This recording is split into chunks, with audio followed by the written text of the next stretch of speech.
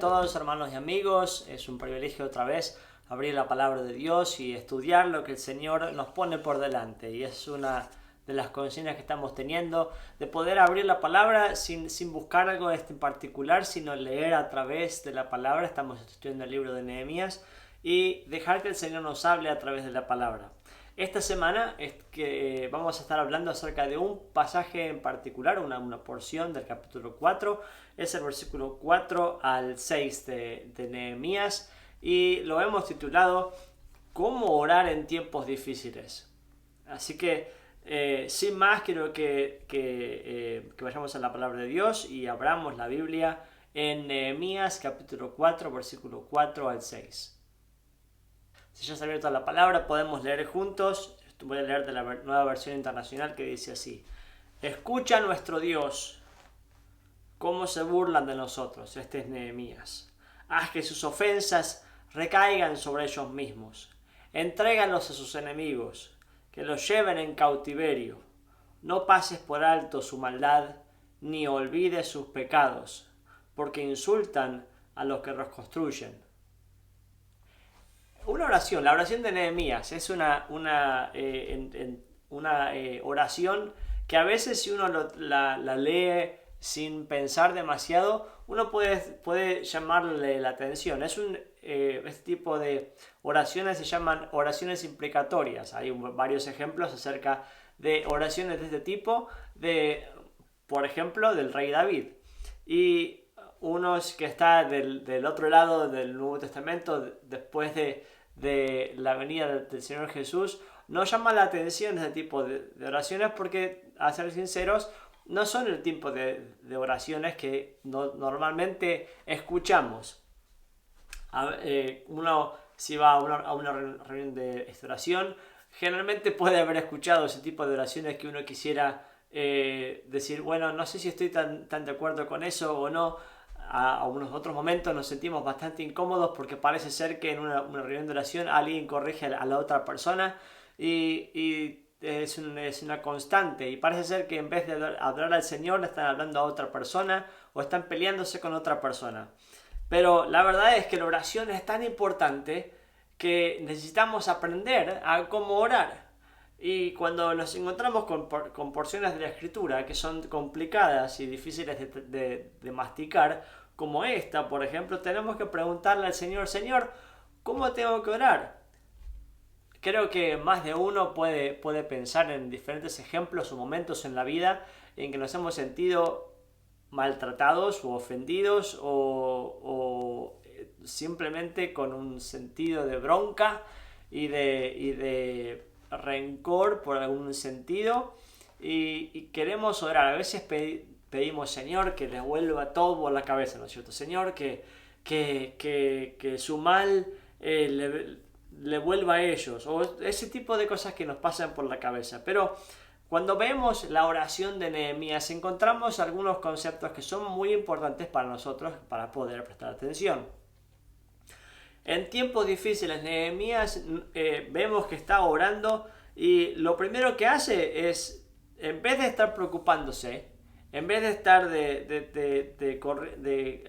correr de un lado para el otro para poder ver qué piensan los demás, vemos que apenas las acusaciones y la presión de Sanballat y del resto de los enemigos viene. No sabemos cuánto tiempo pasó entre esta oración y las acusaciones de los enemigos, pero sabemos que Nehemías ora, dice: por eso oramos. Por eso es la acusación y la presión de los enemigos de los que hablamos la semana pasada. Y dice: escucha, Dios nuestro, cómo se burlan de nosotros. La verdad es que me gustaría poder saber el contexto. Me encantaría poder saber si Nehemías está orando enfrente del pueblo, cerca de la muralla, de noche, de día. ¿Dónde está? Si está solo, si está acompañado, es un grupo de personas, toda la comunidad, él solo, no sabemos. Pero lo que sabemos es que apenas viene algo que lo molesta. Por ejemplo, cuando recibió las noticias acerca de lo que pasaba en Jerusalén, cuando él estaba en Susa, El modelo de Nehemías es que en vez de guardar las cosas en su corazón y preocuparse, lo primero que hace es orar. Así que si hay algo en tu corazón que te preocupa, que te mueve o que te hace sentir mal, lo primero que debemos reconocer es la necesidad de orar, de traer al Señor nuestras peticiones, nuestras cargas, sabiendo que Él tiene cuidado de nosotros, dice Pedro, ¿no es cierto? Entonces vemos que dice eso, Nehemías: Señor, escucha, Dios nuestro, cómo se burlan de nosotros. La segunda cosa que quiero que notes, que la oración no es una oración acerca de Señor, salvame a mí, Señor, sácame de acá a mí mismo, sino que está orando en favor no solamente de Él, sino en favor de toda la comunidad, a favor del pueblo de Dios. Está diciendo: Señor, vos sabés lo que está pasando. Está trayendo a la presencia de Dios lo que el Señor ya sabe, pero Él hace un esfuerzo cognitivo de poder decir: Señor, no estoy solo. Señor, vos sabés. Señor, sabés, ves como que lo que está pasando, sabés lo que pasa en nuestros corazones, sabés lo que estamos experimentando, sabés lo que estamos sufriendo. Señor, vos lo sabés muy bien. Entonces, Él no se la pasa hablando con otros o comentando acerca de qué mal se siente o cómo las cosas no van como a Él le gusta, sino que cuando escucha la presión y las amenazas, va a la presencia de Dios. Así que te animo a que lo primero que hagas, que es algo que carga tu corazón y que trae pesadumbres o preocupación, que vayas a la presencia de Dios a orar. También vemos que Nehemías ora con honestidad. Es un pasaje que mueve el corazón, ¿no es cierto? Dice: mirá cómo se burlan de nosotros. Es un sentimiento de dolor, ¿no es cierto? A nadie le gusta que uno sea burlado, ni siquiera que burlen a los familiares, a amigos o gente que está dando el mejor de sus esfuerzos y dando lo mejor que tiene con con las virtudes y sus defectos, pero dando lo mejor que tienen. Lo peor que puede pasar es que alguien venga y los insulte y dice: Señor, se están burlando de nosotros. Y trae a memoria y a la superficie lo que está sucediendo en su corazón. Señor, las burlas duelen. Señor, eso me está molestando. Y ora honestamente, ora con el corazón abierto. No está intentando impresionar al Señor, no está intentando hacer algo fuera de la voluntad de Dios, ni siquiera está orando fuera del parámetro bíblico para su entonces. Entonces estamos diciendo: bueno, entonces yo puedo orar así, vamos a ver acerca de eso. Pero dice el Señor: haz que sus ofensas recaigan sobre ellos mismos, entrégalos a sus enemigos, que los lleven en cautiverio, no pases por alto su maldad, ni olvides sus pecados, porque insultan a los que reconstruyen. Antes de ir a la frase final de esta oración, quiero que paremos un poquito, porque cuando leemos estas palabras, lo que sentimos es: bueno, me encanta esa oración, pero puedo orar yo también ese tipo de oración. Vemos que Nehemías está orando la palabra de Dios, está orando lo que ellos sabían. ¿Qué sabían? Es que la promesa de Dios era exactamente eso. En Génesis capítulo 12 vemos que tenemos el modelo de la oración de la promesa de Dios, ¿no es cierto? Génesis 12, 2 y 3 dice que la promesa de Dios a Abraham era que él iba a bendecirlo, a hacerlo una gran nación, y dice que serás una bendición. Y si serás una bendición, pero dice en el versículo 3, dice: voy a bendecir a aquellos que te bendigan y voy a maldecir a aquellos que te maldigan. Entonces Nehemías se está aferrando a esta promesa, a la promesa de que Dios les prometió que aunque ellos no eran los más fuertes, ni siquiera eran los mejores o los más numerosos. Esto es lo que nos dice también la palabra de Dios en Deuteronomio, y encontramos que él está orando la palabra que Él conoce, las promesas que Él conoce. Entonces está diciendo, Señor, que las mismas amenazas que ellos están dándonos a nosotros, Señor, vos prometiste que le iban a volver, que ibas a maldecir a aquellos que nos maldicen.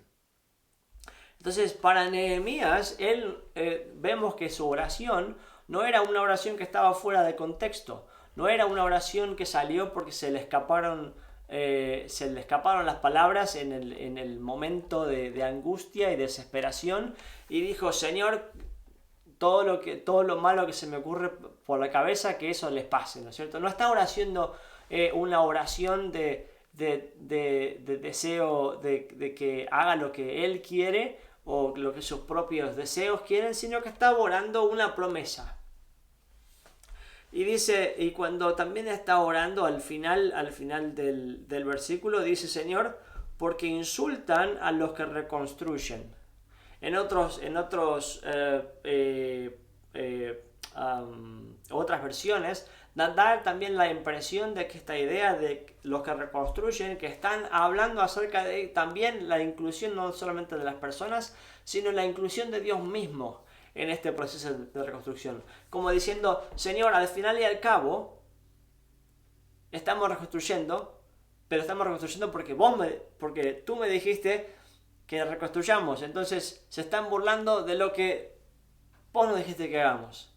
Señor, el honor no es el nuestro que está sobre la niña, sino que es el tuyo, porque fuiste tú el que nos llamó. Entonces podemos orar diciendo, Señor, que tu nombre sea glorificado, que tu nombre sea exaltado en medio de esto. No el nuestro, sino el tuyo.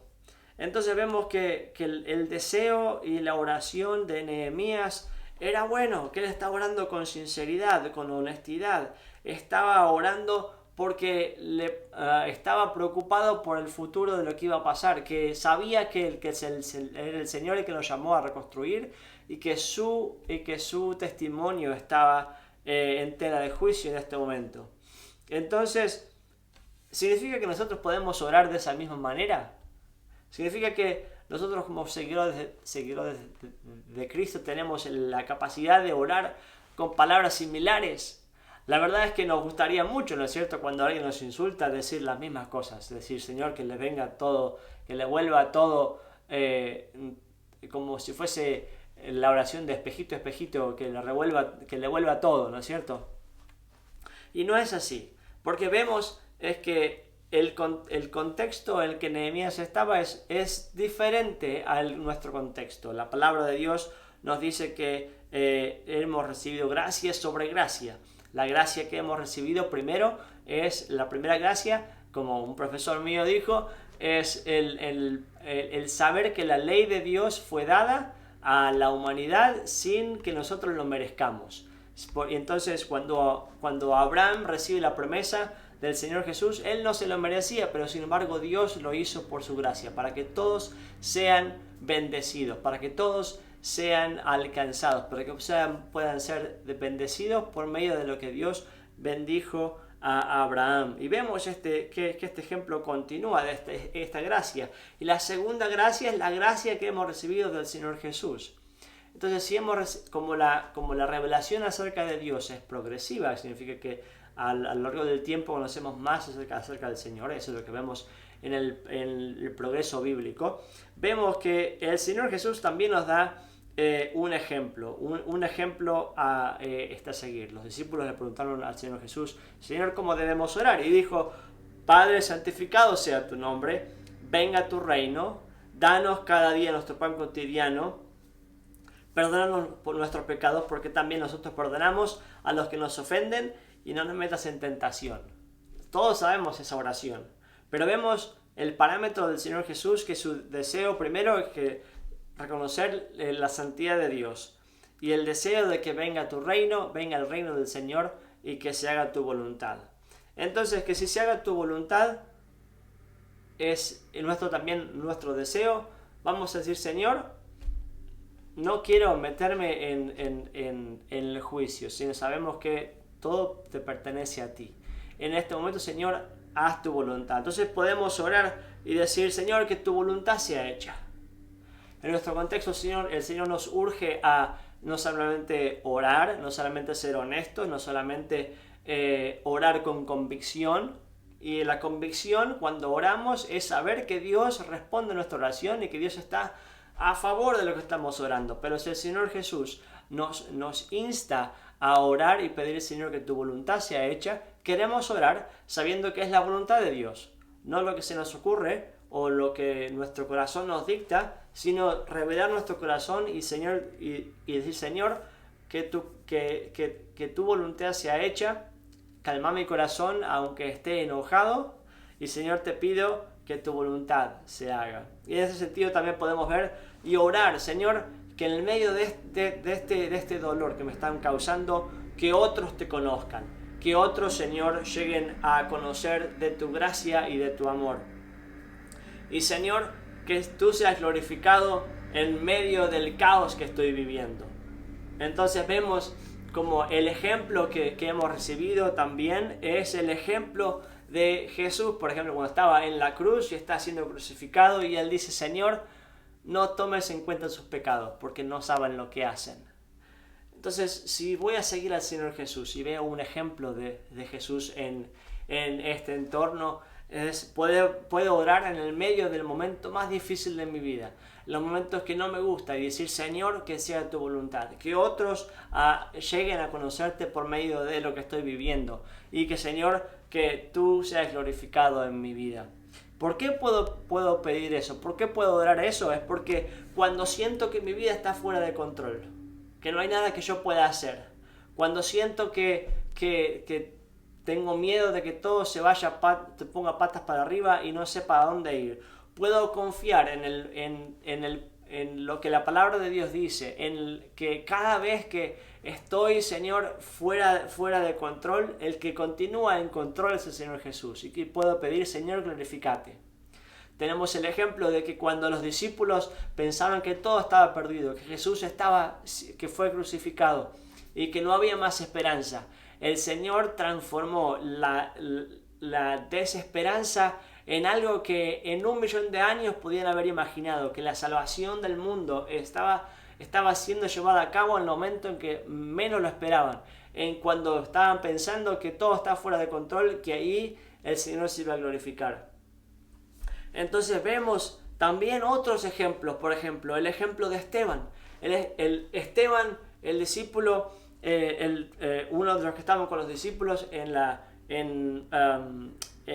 iglesia primitiva, está orando, y en Hechos capítulo 7 vemos que se está defendiendo Esteban de las acusaciones, y era un hombre que estaba lleno del Espíritu Santo, tenía testimonio en la iglesia y es apresado, lo mandan a la cárcel y después arman un complot, traen testigos falsos y él termina siendo apedreado. Pero en el momento en que parece que está todo perdido, que es lo peor de lo peor va a pasar, él dice esto, mientras lo apedreaban, dice, eso es en Hechos capítulo 7, versículo 59, dice, mientras lo apedreaban, Esteban oraba. Señor Jesús, decía, recibe mi espíritu. Entonces, cuando está pidiendo eso, no solamente dice eso, pero dice esto. Dice, Padre, perdónalos porque perdónalos porque no saben lo que hacen, es lo que dijo Jesús en la cruz. Pero basado en el mismo ejemplo, Esteban ora y dice, Señor, no tomes en cuenta su pecado. Y en ese momento muere. Y vemos que parece ser que la historia termina ahí, pero uno de los testigos de la muerte de Esteban era Pablo, y Saulo en ese momento. ¿Y quién es Saulo? El que sería uno de los protagonistas de llevar el evangelio a los lugares menos conocidos y expandir el mensaje de la salvación en Jesucristo a todos los rincones del mundo conocido en ese entonces. Entonces empieza el viaje misionero de Pablo, y por medio de Pablo, que fue un testigo en la muerte de Esteban, vemos que el Señor obra maravillas en los momentos que menos esperamos, en los momentos que parece que estaba todo fuera de control. Sabemos que el Señor continúa estando en control. Así que te animo a que ores con fervor, que ores con honestidad, que ores con convicción, que ores pidiendo, Señor, que tu voluntad sea hecha. Señor, que otros vengan a conocerte por medio del testimonio y que, Señor, tú seas glorificado en el medio del caos en el que estoy viviendo. Que el Señor te bendiga. No ores solamente por tu salvación, sino por la salvación de otros, y que la gloria de Dios se refleje en tu vida y en tus circunstancias. ¿Y sabes qué? Cuando oramos eso, Dios siempre responde a las oraciones. Que Dios te bendiga, te anime y sigamos firmes en caminar con Cristo, reconstruyendo en fe, sabiendo que Él es Dios, está involucrado y siempre cerca de nuestro diario vivir, y que Él nos ama intensamente. Así que no decaigas, que tu fe no decaiga, que tu vida diaria sea de un crecer en oración, crecer en convicción y crecer en el caminar con Cristo, convencidos de que el Señor nos guía y tiene lo mejor para nosotros. Que Dios te bendiga. Nos vemos pronto.